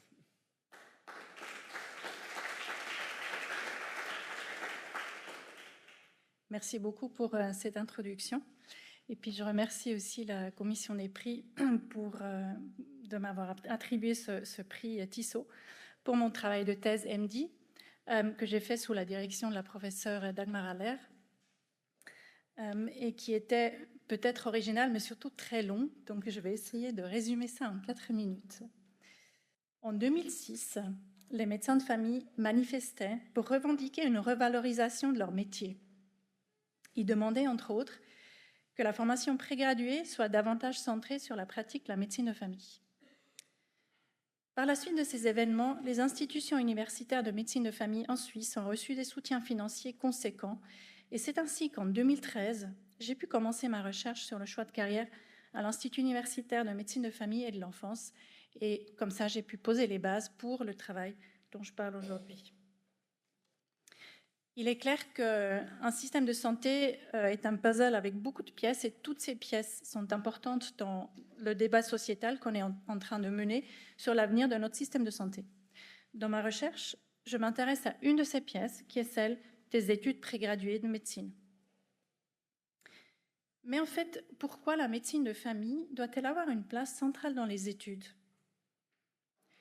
En 1961, le professeur White aux États-Unis a publié son fameux carré afin de démontrer l'inadéquation entre la formation et les besoins de santé de la population.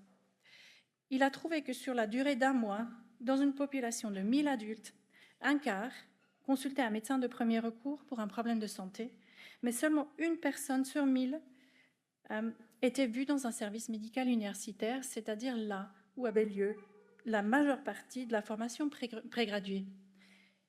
Il est évident que dans un tel système, les futurs médecins ne sont pas exposés aux problèmes de santé les plus fréquents dans la population, avec des conséquences majeures qu'on peut s'imaginer au niveau des soins aux patients plus tard. Depuis, les facultés de médecine ont pris conscience de ce rôle qu'elles jouent pour la société, et aujourd'hui, il y a un consensus large que la médecine de famille doit avoir une place centrale dans les études de médecine.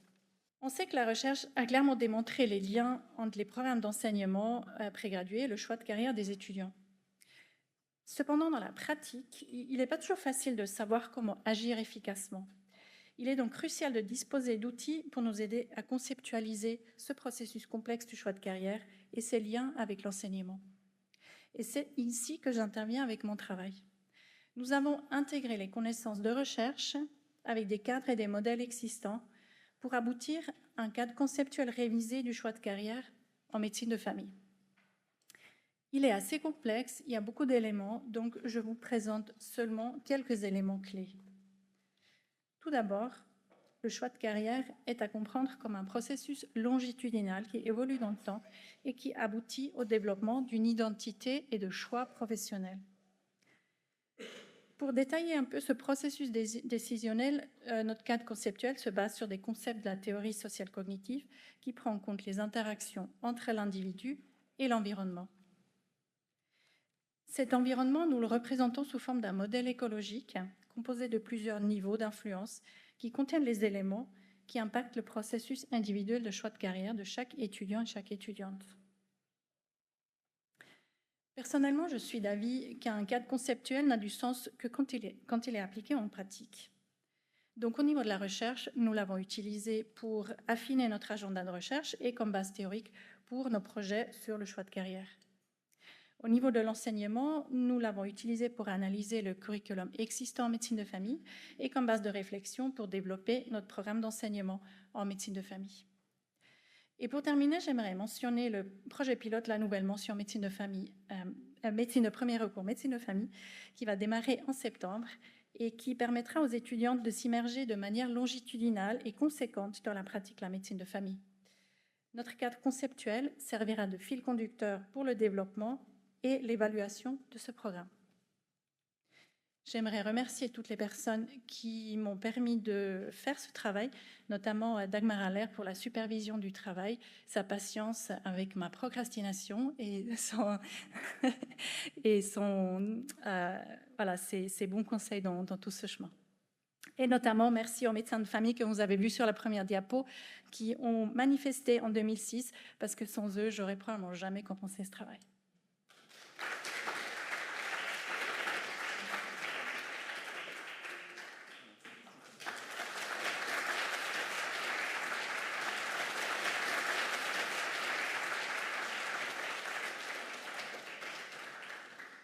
Voilà, merci beaucoup. On passe maintenant à des prix de fondation. La première va être le prix de la Fondation Alex Muller de physiopathologie clinique, présenté par le professeur Jean-Luc Rény.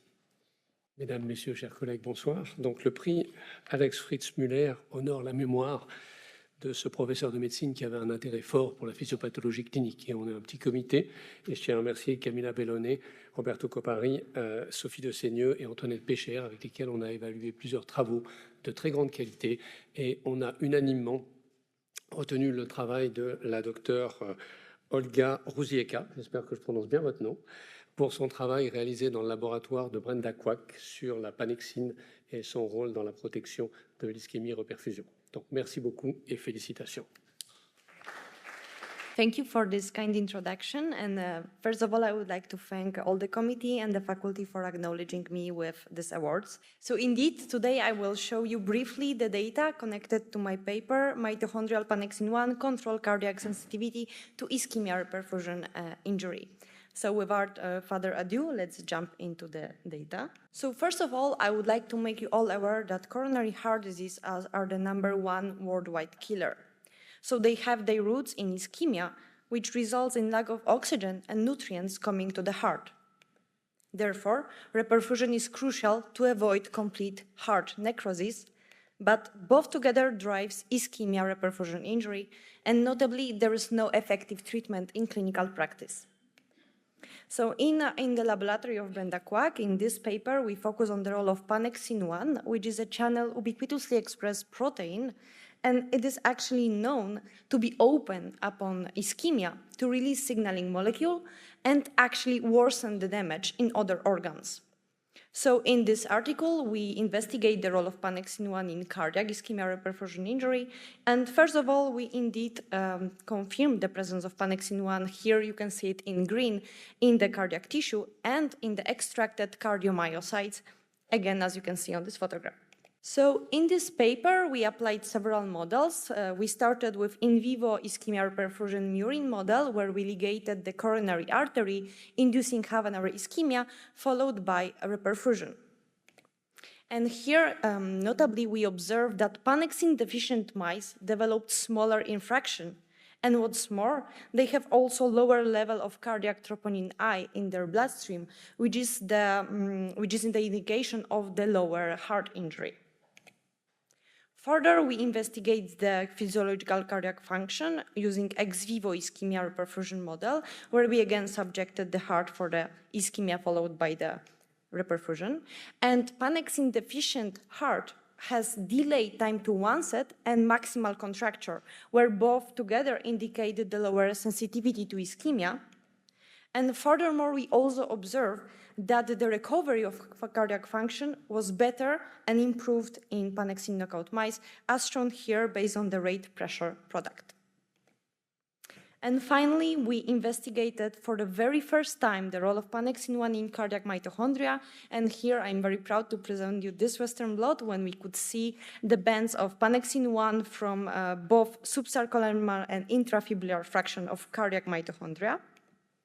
And importantly, on the extracted organelles, we observed that Panexin knockout mitochondria contains more ATP inside at the baseline. By investigating the respiration of this mitochondria, we observed that the basal respiration between wild type and Panexin knockout mitochondria is similar. However, while stimulated with ADP, it is increased in wild type, but it is not anymore the case in the Panexin knockout mitochondria. And on top of that, we also observed that Panexin knockout mitochondria has lower mitochondrial membrane potential. And those data suggest the state of the mild mitochondrial uncoupling, and that can explain the preservation of cardiac function and preservation also of cell death in response to ischemia reperfusion injury. So to conclude those data, we showed that indeed Panexin deletion is protective in terms of cardiac ischemia reperfusion injury. For the very first time, we also investigate the novel role of this protein in cardiac mitochondria. We showed that Panexin-deficient mitochondria have indeed more ATP inside. We prove that Panexin deletion actually does not affect the physiological cardiac function. However, it improves the recovery of cardiac function and decrease the sensitivity to ischemia. So with that, I would like to thank you all for the attention, and I would like to acknowledge Professor Brenda Kwak for the guidance during my PhD and this work, and everyone who contributed to this amazing paper. Thank you so much.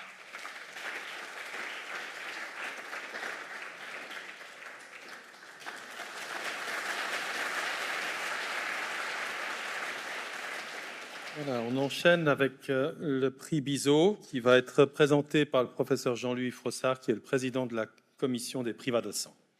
Merci Christian pour l'introduction, chers collègues, chers amis, cher public, très jeune public des futurs scientifiques, je vois dans les mains d'un collègue très cher tout au fond de la salle. J'ai le très grand plaisir d'être le président de la commission des privadocents, c'est 40 candidats par année. On a eu la chance d'avoir une très bonne candidate avec une très bonne leçon et la commission vous a attribué vraiment ce prix Bizot et je vous le remets avec plaisir. Je laisse la parole. Bonsoir à tous. Merci pour cet grand honneur de recevoir le prix Bizot et surtout pour cette opportunité de pouvoir vous présenter une partie de ma thèse de privadocent. La dose de vaccin BCG que reçoit cette petite fille peu après sa naissance a des effets qui vont peut-être au-delà de ce que vous pouvez imaginer. Il y a bien sûr les effets spécifiques qui la protégeront contre la tuberculose durant ses premières années de vie, mais il y a aussi une palette d'autres effets moins connus en lien avec la vaccination. Ceux qui m'intéressent le plus dernièrement sont les effets non spécifiques, qui sont des effets observés après l'administration de vaccins vivants atténués, comme le vaccin contre la tuberculose ou le vaccin contre la rougeole, qui portent sur en fait des maladies ou des pathogènes qui n'ont en fait rien à voir avec le pathogène ciblé. L'effet le plus important est celui qu'on observe sur la mortalité infantile globale. Comme vous pouvez le voir sur ce graphique, nous observons une diminution de 50% de la mortalité toutes causes confondues chez les enfants qui ont reçu le vaccin contre la rougeole, donc vous voyez la survie en rouge, comparé à ceux qui l'ont reçu un peu plus tard, dont vous voyez la survie en bleu. Cet effet sur la mortalité toutes causes confondues, donc qui n'a rien à voir avec la rougeole ou à ses complications, est dû par un effet de prévention contre les infections non liées à la rougeole et surtout les infections respiratoires. Il est aussi observé des effets sur les maladies allergiques comme l'asthme ou l'eczéma, ainsi qu'un effet sur les cellules cancéreuses, comme par exemple le BCG est utilisé pour traiter les cancers non invasifs de la vessie. On observe aussi un effet positif du BCG sur la progression de certaines maladies auto-immunes comme la sclérose en plaques ou le diabète. Ces effets non spécifiques sont tellement intrigants que nous en avons fait le premier chapitre de livre que je me ferai vraiment un plaisir de transmettre à ceux qui sont intéressés à en savoir plus. Alors que nous travaillions sur les effets non spécifiques du vaccin BCG durant mon fellowship à Melbourne, la pandémie de Covid est arrivée. Nous nous sommes demandé donc si nous pourrions tirer profit de ces effets non spécifiques pour en fait protéger les soignants contre le Covid, et ça bien sûr avant qu'un vaccin soit développé. Je vous rappelle qu'à l'époque nous pensions que ça allait prendre des années avant d'avoir un vaccin spécifique contre le Covid. Nous avons donc randomisé 4000 soignants à recevoir une dose de BCG ou une dose de placebo et nous les avons suivis pendant 1 an. Les résultats de cette étude ont été publiés dans le New England Journal of Medicine et malheureusement, nous n'avons pas pu démontrer un effet bénéfique du BCG pour prévenir le Covid, ni d'ailleurs pour prévenir d'autres infections respiratoires, comme vous pouvez le voir dans cette publication. Et cette analyse porte sur plus de 7000 soignants. Mais par contre, nous avons pu démontrer un effet possiblement bénéfique sur les récurrences herpétiques, car nous avons observé en fait une prolongation de 50% du temps jusqu'à la prochaine récurrence herpétique chez les patients qui avaient reçu le BCG. Il y a donc une discrépance entre les effets non spécifiques observés chez le jeune enfant et celui observé chez l'adulte et qui mérite d'être investigué davantage. C'est pour ça que nous avons mis en place une nouvelle essai clinique randomisé contrôlé ici à Genève qui s'intéresse aux effets non spécifiques du vaccin contre la rougeole chez les enfants sains. Donc n'hésitez pas à scanner le QR code et à faire de la pub autour de vous car nous recrutons activement des nourrissons. Nous les inclusons dès l'âge de 6 mois et je profite aujourd'hui de remercier toutes les familles qui participent déjà ainsi que nos généreuses sources de financement. Merci beaucoup pour votre attention. Un énorme merci à tous mes collaborateurs ici et ailleurs. Et bien sûr, merci à ma famille qui me soutiennent, notamment mon mari Roméo et ma petite Léonie que vous entendez là derrière. Merci.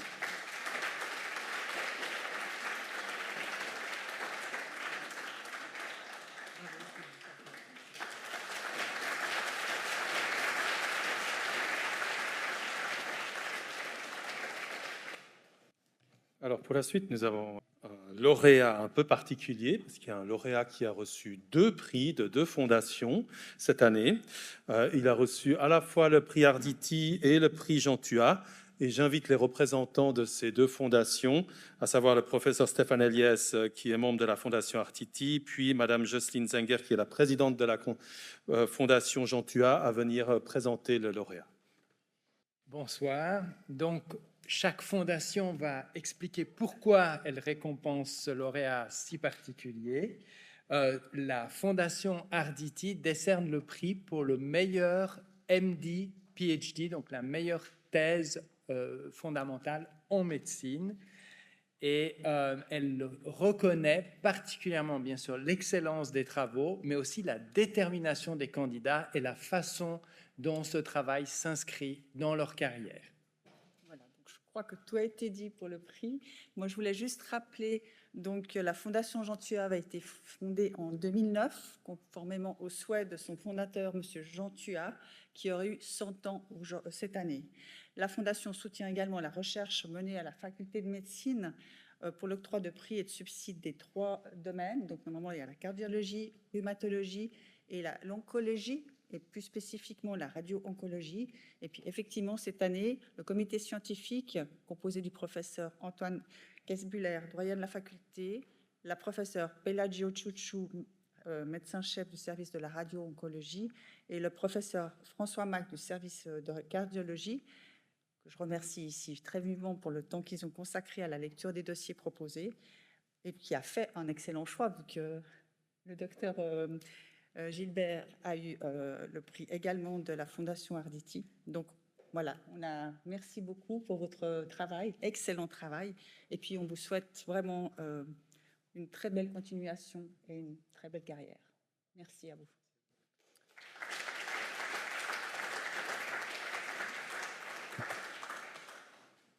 Merci beaucoup pour cette introduction, merci pour les 2 prix. On a donc travaillé sous la supervision du professeur Fink sur le lien entre le microbiote intestinal et la polyarthrite rhumatoïde. Alors ça, c'est le schéma un peu dogmatique du développement de la maladie. Ce qui nous intéresse, c'est qu'au milieu, ici, vous avez le diagnostic. La flèche, c'est une flèche du temps. Tout ce qu'il y a sur la gauche, ce sont des phases dites précliniques. En réalité, il s'écoule plusieurs années avant qu'un patient développe vraiment la maladie. Donc les personnes qui ont des risques environnementaux ou génétiques passent par une phase asymptomatique pendant laquelle ils ont des auto-anticorps circulants, mais pas de symptômes.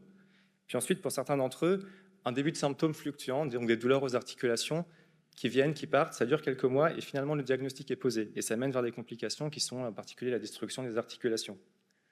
On sait dans les modèles murins que le développement des arthrites est aussi accompagné d'une inflammation intestinale et que certaines bactéries intestinales aggravent le développement des arthrites. Donc notre question de recherche, c'était de savoir si dans la population humaine, on peut retrouver ces 2 choses, à savoir l'inflammation intestinale et les bactéries qui sont méchantes et qui aggravent les arthrites.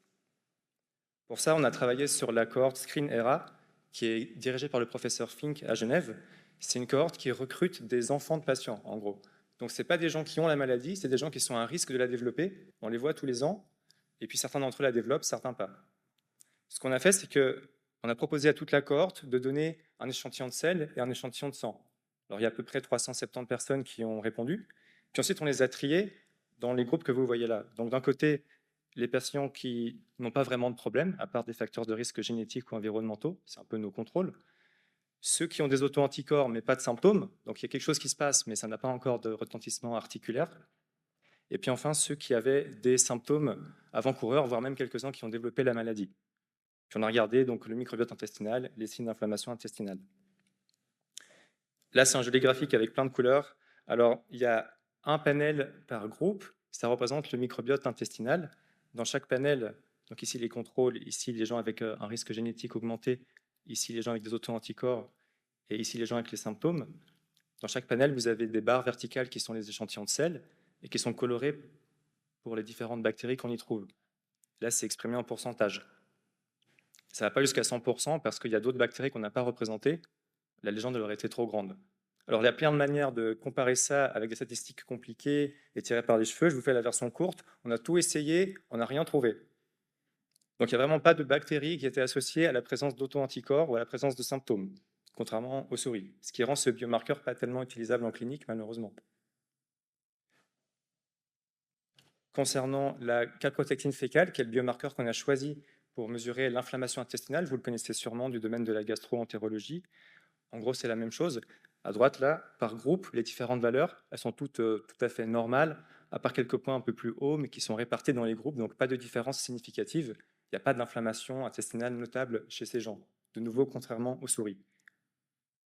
Donc, ce qu'on retient de ce travail, c'est qu'on a été peut-être un peu vite pour transposer les connaissances de la souris vers l'humain, et qu'on n'a pas de bactéries ou d'inflammation intestinale notable dans cette population. C'est un petit peu embarrassant d'être félicité pour ces résultats négatifs. D'un autre côté, c'était un travail qui était important dans ce domaine un peu à la mode. C'est la plus grosse étude qui a été faite à ce jour dans cette population. Donc je pense que ça sera assez discuté et assez pertinent pour ce petit domaine. Donc soyons plus précautionneux vis-à-vis des souris et la transposition vers les humains. On continue quand même de travailler sur ces échantillons, en particulier pour étudier la réactivité du système immunitaire et des anticorps contre les bactéries commensales. Donc chez les personnes normales, chez les personnes qui ont l'auto-immunité, et ça, on vous en dira plus dans l'année qui vient. Voilà, alors je remercie évidemment tous les collègues qui ont participé à ce projet. Je remercie le professeur Fink pour son excellente supervision, qui a été très ouvert d'esprit, très patient avec moi, tous les donateurs, et je vous remercie pour votre attention et bonne soirée à tous.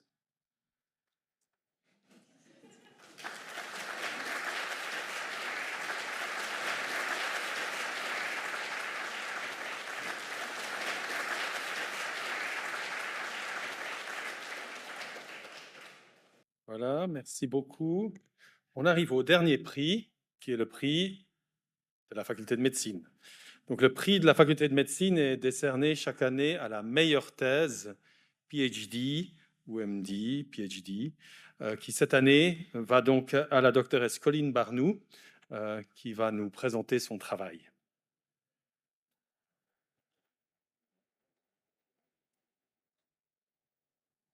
Bonsoir à tous. J'ai le grand plaisir ce soir de vous présenter mon travail de thèse réalisé au sein du département de pathologie et d'immunologie dans l'équipe du professeur Christophe Scheiermann et qui portait donc sur l'effet du cycle circadien sur les réponses immunitaires adaptatives ainsi que sur l'auto-immunité dans le système nerveux central.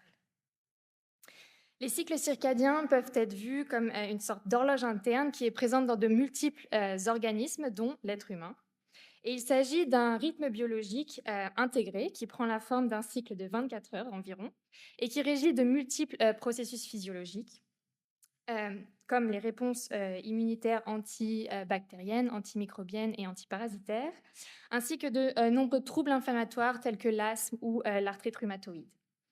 Mais notre équipe a également démontré l'importance de ces cycles circadiens dans la réponse immunitaire antitumorale ainsi que dans la réponse vaccinale. Dans ma thèse, ce que j'ai démontré, c'est qu'en appliquant pendant la journée un stimulus qui induit une réponse immunitaire chez la souris, la migration des cellules dendritiques vers les ganglions lymphatiques était plus importante que lorsque le même stimulus était appliqué durant la nuit. Et cela résultait en un recrutement et une prolifération rythmique des leucocytes dans ces mêmes ganglions lymphatiques. On a ainsi pu montrer que la présence simultanée des cellules dendritiques et des leucocytes dans les ganglions lymphatiques était bénéfique et permettait d'augmenter la probabilité d'interaction de ces deux types cellulaires nécessaires à la mise en place d'une réponse immunitaire adaptée. J'ai également démontré que ce phénomène se produisait suite à une vaccination. Et dans ce cas, une vaccination des souris pendant la journée induisait la formation d'un plus grand nombre de centres germinatifs comparé à une vaccination réalisée durant la nuit. Et en conséquence, on a également observé une production rythmique des anticorps spécifiques à l'antigène et ainsi démontré la contribution des cycles circadiens dans la réponse vaccinale. Et chez la souris, ça se traduit par une efficacité renforcée de la vaccination lorsqu'elle est effectuée pendant la journée.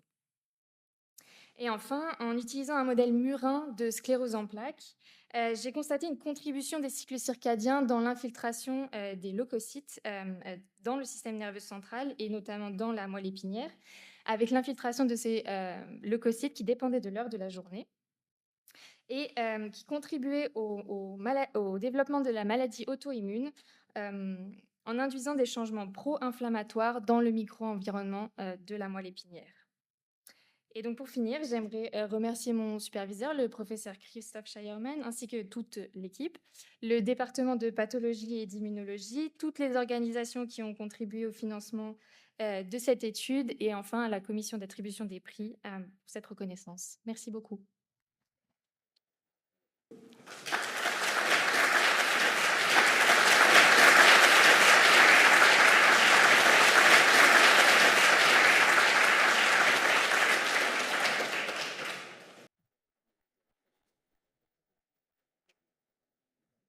Voilà, on arrive au terme de cette cérémonie. Je suis le dernier obstacle devant votre apéritif tant attendu.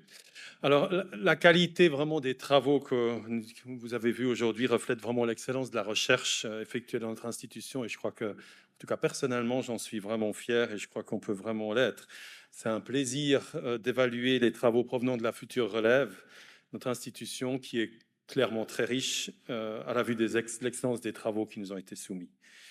J'aimerais également profiter de l'occasion pour remercier les personnes qui, travaillant un peu dans l'ombre, mais certainement absolument nécessaires, nous ont aidés dans le cadre tant de l'organisation des séances de la commission des prix et pour l'organisation de cette cérémonie. Donc tout particulièrement, mesdames Ligenet, Ria et Mondofia Gatti méritent toutes nos applaudissements.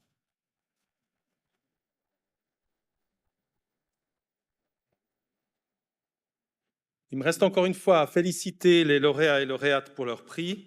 Je leur souhaite plein de succès et de satisfaction dans la poursuite de leur carrière, que ce soit dans notre institution ou ailleurs. Je prie tous les lauréats et lauréates, les membres de commission, les représentants des fondations de venir ici en bas pour une photo de groupe. Nous prendrons également une photo de lauréats et lauréates à l'extérieur par la suite. Ils sont à disposition. Et puis, je vous annonce donc, comme l'avait déjà dit Antoine, que j'ai présidé cette commission des prix depuis 2019. Je vais remettre avec un peu d'émotion la présidence en 2025 au professeur Axel Fink. Je suis persuadé qu'il éprouvera autant de plaisir et finalement de fierté que moi de diriger la commission des prix et je le remercie d'avoir accepté de poursuivre cette belle tradition. Je souhaite à tout le monde un bel été, vous invite à nous joindre à l'apéritif.